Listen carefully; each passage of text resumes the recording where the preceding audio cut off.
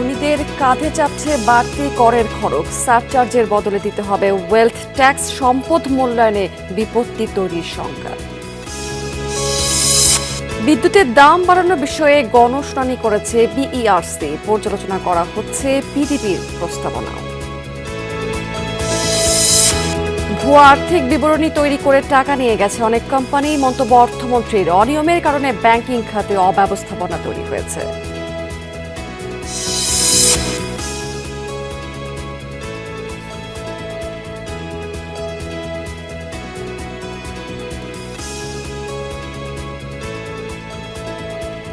ভুয়া আর্থিক বিবরণী তৈরি করে টাকা নিয়ে গেছে অনেক কোম্পানি। মন্তব্য অর্থমন্ত্রীর। অনিয়মের কারণে ব্যাংকিং খাতে অব্যবস্থাপনা তৈরি হয়েছে।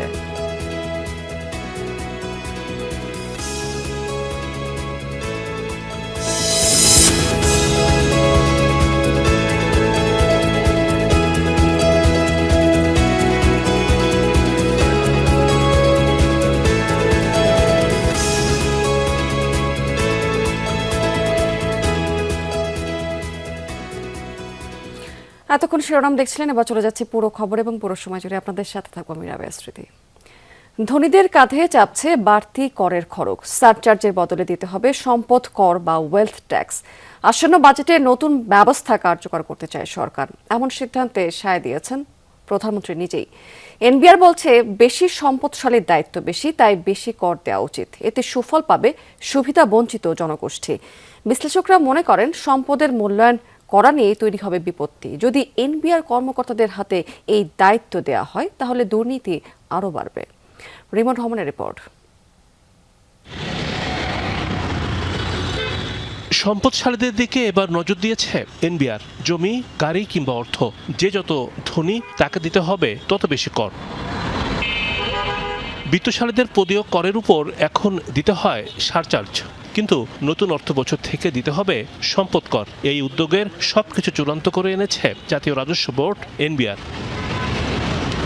একজন ব্যক্তির সম্পদের মূল্য 4 কোটি টাকার বেশি হলে দিতে হয় সারচার্জ। এছাড়াও নিজ নামে একাধিক গাড়ি বা 8,000 বর্গফুটের বেশি আয়তনের গৃহ সম্পত্তি থাকলেও সারচার্জ দিতে হয়। নিট সম্পদ মূল্য 4 কোটি থেকে 10 কোটির কম হলে দিতে হয় 10% সারচার্জ। এছাড়া সম্পদের মূল্য 10 কোটির বেশি কিন্তু 20 কোটির কম হলে দিতে হয় 20%। সম্পদের মূল্যের সঙ্গে সারচার্জের এমন স্ল্যাব রয়েছে আরও 2টি। নতুন অর্থবছর থেকে এই ব্যবস্থা তুলে নিতে চায় সরকার। চালু হবে সম্পদ কর বা ওয়েলথ ট্যাক্স। প্রস্তাব অনুযায়ী 4 কোটি থেকে 6 কোটি টাকার সম্পদের উপর দিতে হবে 0.25% কর। পরবর্তী 5 কোটি টাকার উপর 0.50%। এরপরের 5 কোটি টাকার উপর 0.75% এবং 16 কোটি টাকার বেশি সম্পদের উপর 1% হারে করারোপ হতে পারে। সারচার্জে সেই পরিমাণ আদায়ও হচ্ছে না, আর সেটা হচ্ছে এটি আমরা অন্তত গর্ব করে বলতে পারছি না যে এটা আমরা যারা একটু বেটার আছেন তাদের কাছ থেকে আদায় করছি, সেরকম বলা যাচ্ছে না। সেই কারণে সম্পদ কর প্রচলন করার চিন্তাটি আসছেন। মাননীয় প্রধানমন্ত্রীও মনে করেন যে তাদের সামাজিক দায়বদ্ধতাও একটু বেশি হবে। They are getting more benefit out of the facilities government is provided, অথবা রাষ্ট্র প্রোভাইড করছেন। সেখানে ওনারা যদি বেশি কন্ট্রিবিউট করেন, এটি জাস্টিস করা হবে না। গেল কয়েক অর্থ বছরে সারচার্জ থেকে কর আদায়ের পরিমাণ 600 থেকে 700 কোটি টাকা। এনবিআর মনে করে এই খাত থেকে কাঙ্ক্ষিত রাজস্ব আদায় হচ্ছে না। যিনি একটু বেশি ধনী আছেন, যিনি একটু বেশি আয় আছেন, তার উপরে করের বোঝাটি একটু বাড়বে। আপনি যত বেশি কন্ট্রিবিউট করবেন, আমাদের যারা লিস্ট আছে, প্রিভিলেজড আছে, তারা এটার বেনিফিশিয়াল পাবেন। সারচার্জের মতো একটা, আমি বলি, রিগ্রেসিভ ট্যাক্স সিস্টেম থেকে বেরিয়ে আসার আমরা চেষ্টা করছি, এবং সেখানে নিশ্চয়ই এটার বিকল্প হিসাবে সম্পদ কর আমরা আদায়ের চেষ্টা করছি। এবং আপনি যদি জানেন যে উন্নত বিশ্বের সম্পদ কর থেকেও ট্যাক্স জিডিপির প্রায় 2% আদায় হয়। প্রশ্ন হচ্ছে, সম্পদের মূল্যায়ন হবে কিভাবে? এনবিআর বলছে, ডিজিটাল ব্যবস্থায় তথ্য যাচাই হচ্ছে। তবে নতুন এই পদক্ষেপে নানামুখী ঝুঁকির কথা জানালেন এনবিআর এর সাবেক এই চেয়ারম্যান। অ্যাসেস করা এই ট্যাক্সের লোক যদি করে, তাহলেই তারা এখানে রেন্ট সিকিং, করাপশনের এই সুযোগ আছে। বেশি অ্যাসেস করে অনেক বেশি দিল, যেটা অনেক ক্ষেত্রে করে। অনেক ধরনের ডাইমেনশন, রাজনৈতিক দিক থেকে শুরু করে অনেক বিষয়, এবং অনেক মানুষ এটা এর মধ্যে পড়ে যায়, কষ্টের মধ্যে পড়ে যেতে পারে, যার ফলে এটা যতটা ক্যাচি মনে হয় কথাটা অতটা সহজ না। দলিল মূল্যের পরিবর্তে জমির বাজার বা মৌজা মূল্যের উপর কর আদায় করবে এনবিআর। এই খাত থেকে বাড়তি রাজস্ব আসতে পারে 5,000 কোটি টাকা। রিমন রহমান, যমুনা নিউজ, ঢাকা। জনস্বাস্থ্য সুরক্ষায় আসন্ন 2026-27 অর্থবছরের বাজেটে বিড়ি এবং ধোঁয়াবিহীন তামাক পণ্যের উপর সুনির্দিষ্ট কর এবং মূল্য বৃদ্ধির প্রস্তাবগুলো বিবেচনা করবে সরকার, এমনটাই জানিয়েছেন পানি সম্পদ মন্ত্রী মোহাম্মদ শহীদউদ্দিন চৌধুরী আনি। রাজধানীর ধানমন্ডিতে আহসানিয়া মিশনের অডিটোরিয়ামে আয়োজিত এক প্রাক বাজেট সেমিনারে একথা বলেছেন মন্ত্রী। বলেছেন, জনস্বাস্থ্য রক্ষায় এসব প্রস্তাবনা অত্যন্ত গুরুত্ব বহন করে। তিনি আরও বলেছেন, কিছু প্রভাবশালী ব্যক্তি সবসময় মাদকের পেছনে পৃষ্ঠপোষকতা করেন, তাই শুধু প্রশাসনিক ব্যবস্থা নয়, বরং সর্বস্তরের জনগণকে নিয়ে একটি সামাজিক আন্দোলন গড়ে তুলতে হবে।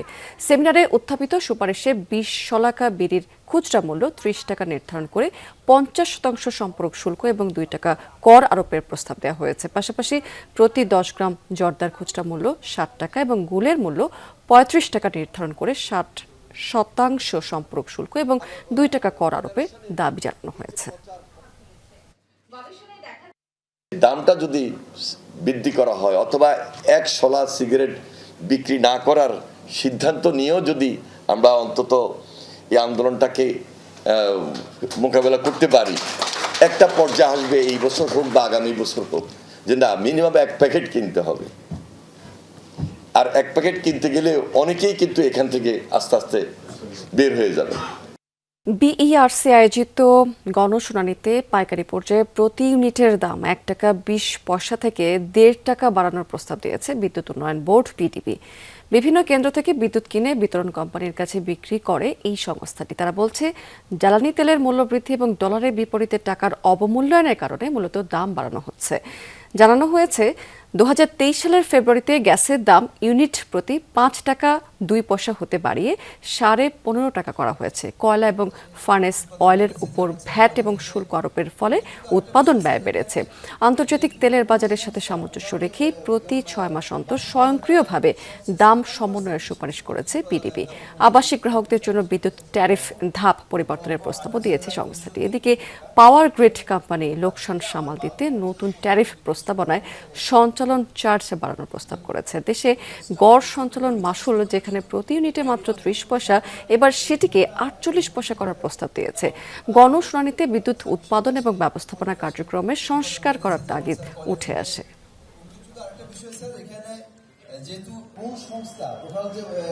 আমাদের ট্যারিফ স্ট্রাকচার আছে, সেই ট্যারিফ স্ট্রাকচার থেকেও কিন্তু আমাদের এগুলা বেশি দামে কিনতে হয়। আমরা যে প্রস্তাবনা দিয়েছি তাতে দেখা যাচ্ছে যে আমাদের যে টোটাল ঘাটতির পরিমাণ, এই ঘাটতির পরিমাণের হয়তো 1/5 বা 1/4 বা 1/5 থেকে 1/4 এর মধ্যে একটা সমন্বয় করা যায় কিনা। দর্শক, বিদ্যুতের দাম বাড়ানোর এই বিষয়ে গণশুনানি চলছে, যেমনটি বলছিলাম। আমরা সরাসরি সেই আয়োজনটিতে চলে যাব।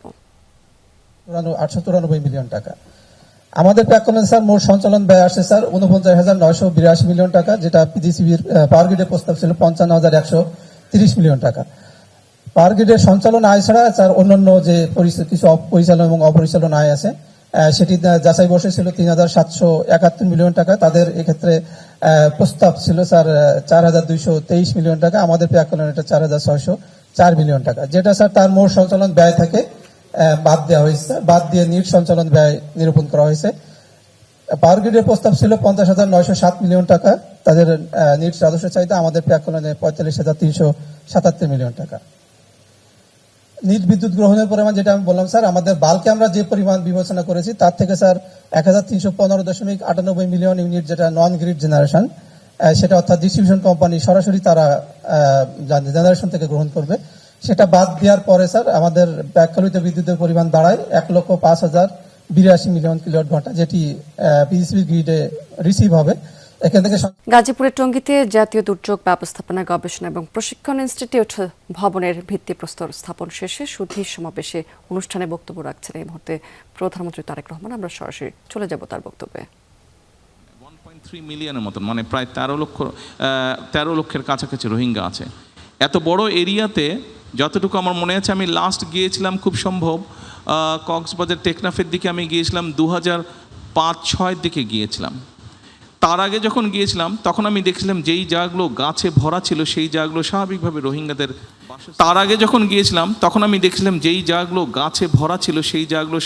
রোহিঙ্গাদের বাসস্থান তৈরি করা হয়েছে, অর্থাৎ হাজার হাজার গাছ কেটে ফেলা হয়েছে।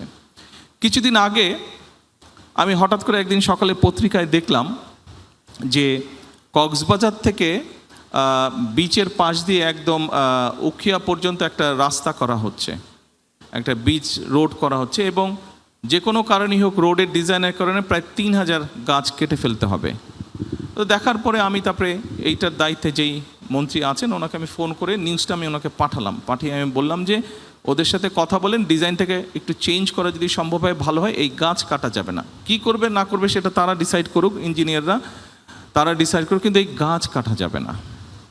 সম্মানিত উপস্থিতিবৃন্দ, দুর্যোগ আসবে, প্রকৃতির দুর্যোগ, প্রাকৃতিক দুর্যোগ আমরা যেটাই যেভাবে বলি আসবে, আমরা সেটাকে কিন্তু বন্ধ করতে পারবো না, সেটাকে নিয়ন্ত্রণ করার ক্ষমতা আমাদের নেই। কিন্তু এই যে আমি কয়েকটা কথা বললাম, এখানে বেশ কয়েকটি কথা আছে। অর্থাৎ আজকে কেন এই জায়গাটা যেখানে পানি ছিল এখানে মাটি ভরতে হলো, এখানে অফিস আদালত হচ্ছে, স্কুল কলেজ হচ্ছে, হাসপাতাল হচ্ছে, বাসস্থান তৈরি হচ্ছে, অর্থাৎ আমাদের জনসংখ্যা বাড়ছে। এই জনসংখ্যা একদিকে যেমন বাড়ছে, তাদের বাসস্থানের প্রয়োজন। আরেকটা জিনিস খেয়াল করে দেখবেন খুবই জরুরি, সেটি হচ্ছে বাসস্থান তৈরির সাথে সাথে মানুষের স্কুল কলেজ সব কিছু তৈরি হওয়ার সাথে সাথে কিন্তু ফসলি জমির পরিমাণও করছে। গেল কয়েক বছরে ব্যাংক খাত পুঁজিবাজার থেকে অর্থ লুট করা হয়েছে। কোম্পানিগুলো ভুয়া আর্থিক বিবরণী তৈরি করে টাকা নিয়ে গেছে বলে মনে করেন অর্থমন্ত্রী। জানিয়েছেন অনিয়মের কারণে ব্যাংক এবং বেসরকারি প্রতিষ্ঠানে এখন চরম অব্যবস্থাপনা দেখা দিয়েছে। ফার্স্ট সামিটে বক্তারা বলেছেন গার্মেন্টস খাতের অর্ধেকেরও বেশি কারখানা বন্ধের অন্যতম কারণ হচ্ছে দুর্বল আর্থিক ব্যবস্থাপনা।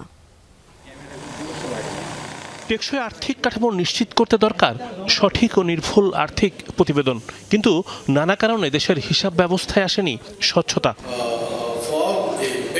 সকালে রাজধানীর একটি হোটেলে ফাইন্যান্সিয়াল অ্যাকাউন্টিং অ্যান্ড রিপোর্টিং সামিটে নিরীক্ষা ব্যবস্থার শক্তিশালীকরণে উঠে আসে নানা সুপারিশ। বলা হয় নিরীক্ষা মানের নৈতিকতা এবং গুণমান নিশ্চিতের বিকল্প নেই, কারণ হিসাব ব্যবস্থার দুর্বলতায় টিকে থাকতে পারেনি অনেক প্রতিষ্ঠান। ফ্যাব্রিকেটেড ফাইন্যান্সিয়াল রিপোর্ট করি, তার কনসিকুয়েন্স হচ্ছে আজ হোক কাল হোক সেই কোম্পানিটা ধ্বংস হয়ে যাবে।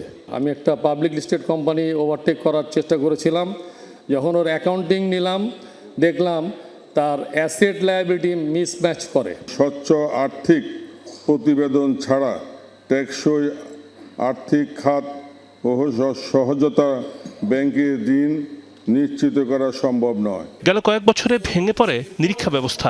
ভুয়া প্রতিবেদন তৈরি করে ব্যাংক, পুঁজিবাজার, আর্থিক প্রতিষ্ঠান লুটপাট হয়েছে। নিয়ন্ত্রণের অভাবেই ঘটেছে এমন বিপর্যয়। সাধারণ বিনিয়োগকারীরা প্রতারিত হয়েছে। ভুয়া আর্থিক প্রতিবেদন দেখে হাজার হাজার মানুষ পুঁজিবাজারে টাকা হারিয়েছে। ভুয়া ভ্যালুয়েশন অথবা আর্থিক প্রতিবেদনের ভিত্তিতে ব্যাংক বড় বড় ঋণ দিয়েছে, পরে ঋণ খেলাপি হয়েছে, ব্যাংক পড়েছে সংকটে। অর্থমন্ত্রী প্রশ্ন তোলেন, ব্যাংক এবং বিভিন্ন কোম্পানি ভুয়া তথ্য দিয়ে অর্থ বের করে নিয়ে গেলেও নিরীক্ষা নিয়ন্ত্রক প্রতিষ্ঠানগুলোর ভূমিকা কি ছিল? অসত্য তথ্য দিয়ে সক্রিয় করা হয়েছে পুঁজিবাজারের দুর্বল কোম্পানি। আমি জানি না এফআরসি রোল বিগত দিনে কী ছিল। এই যে ফাইন্যান্সিয়াল ইনডিসিপ্লিনের কারণে আমাদের যে ব্যাংকগুলো থেকে এতগুলো টাকা বের করে নিয়ে যাওয়া হয়েছে, কোম্পানিগুলো ফলস রিপ্রেজেন্টেশনের মাধ্যমে তারা স্টক মার্কেটে লিস্টেড হয়েছে। সামিটে জানানো হয় দেশে প্রায় 3 লাখ নিবন্ধিত কোম্পানির মধ্যে 1 লাখের বেশি ছোট প্রতিষ্ঠান, যারা রিপোর্টিং এর আওতার বাইরে থেকে যায়। অ্যাসেট কোয়ালিটি রিভিউ করার পরে দেখা গেল যে অনেক অ্যানোমালিজ। রিমন রহমান, যমুনা নিউজ, ঢাকা। মধ্যপ্রাচ্যের সংঘাতের জেরে চলতি বছরের বৈশ্বিক প্রবৃদ্ধির পূর্বাভাস কমাতে বাধ্য হয়েছে জাতিসংঘ। প্রত্যাশিত 3% থেকে কমিয়ে নির্ধারণ করা হয়েছে 2.5%। World economic situation and prospectus প্রতিবেদন অনুযায়ী হরমুজ প্রণালীতে অচলাবস্থা এবং জ্বালানি সংকটে বড় ধাক্কা খেয়েছে বিশ্ব অর্থনীতি।